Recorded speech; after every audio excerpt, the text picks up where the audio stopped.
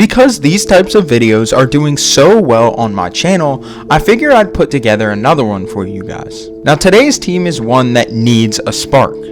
They need somebody from this draft who the team can fully buy into building around. Today's team is the Detroit Pistons.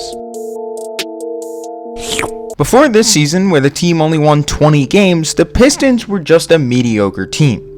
Not bad enough to tank for a top pick, but also not good enough to do damage in the playoffs. Now, the team finds themselves in the midst of a rebuild. This year's Pistons pick will be the highest pick the team has made since they picked Darko Milicic number 2 overall in 2003, so who should the team select at number 7?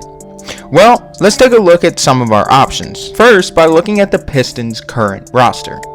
This roster has some nice young pieces in Luke Kennard, Christian Wood, and Sekou Doumbouya. But outside of that, there isn't much else. Blake Griffin and Derrick Rose are both very good players when healthy, but both are outside of their primes looking in and are over 30 years old. The two biggest needs positional-wise for this team, in my opinion, would have to be point guard and wing players. More specifically, somebody who can play make for others on this team as well as get their own when need be.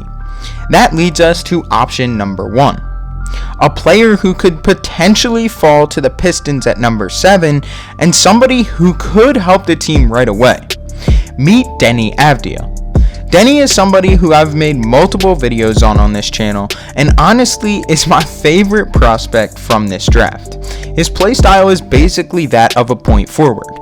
He has the vision and playmaking ability to make his teammates around him better, and although he doesn't have the tightest handle as of right now, his potential as a point forward who can create for himself as well as others has so many teams around the league dreaming about his potential. Deni to Detroit is something that I would love to see as a fan of him because I think it will give him a good opportunity to grow as a point forward instead of going to a team like Chicago or Cleveland who already has multiple ball demanding players.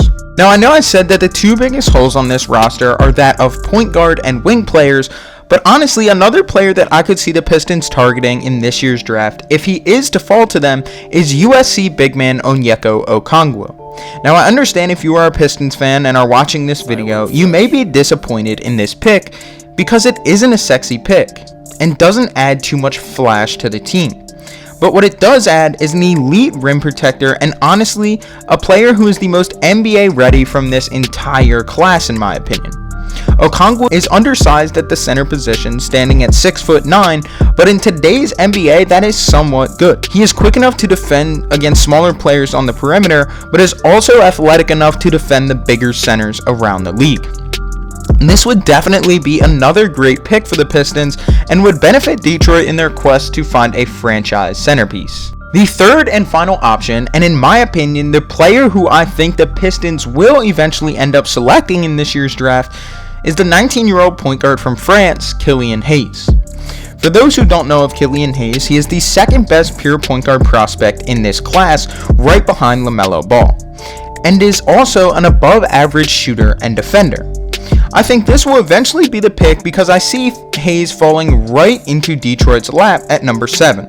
Both Deni and Okongwu have a better chance of getting selected before number 7 than Killian, and I also don't see the Pistons making a trade up because they really don't have much assets to offer and are a team that needs future draft picks because they are in the midst of a rebuild. Hayes is another great fit for Detroit and is good enough for the franchise to build around as its centerpiece. And that's the video, guys. If you enjoyed, be sure to leave a like and subscribe for future content just like this, as well as let me know who you guys think the Pistons should select in this year's draft, as well as also let me know what other teams you guys would like to see me cover in this series that I'm pretty much starting on this channel. And I hope to see you guys in the next one.